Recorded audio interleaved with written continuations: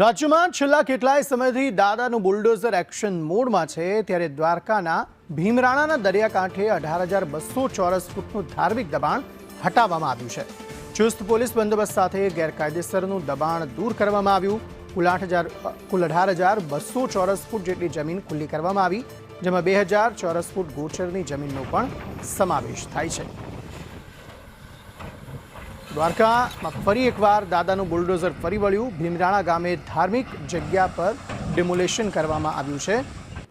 ચુસ્ત બંદોબસ્ત સાથે આ ડેમોલેશનની કામગીરી જે છે તે તંત્ર દ્વારા હાથ ધરવામાં આવી અને 18,200 ફૂટ જગ્યા જે છે તે ખાલી કરાવવામાં આવી.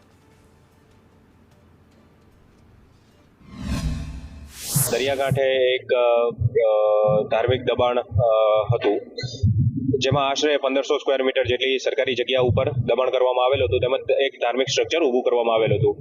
આ ધાર્મિક સ્ટ્રક્ચર છેલ્લા 40 વર્ષથી કાર્યરત હતું.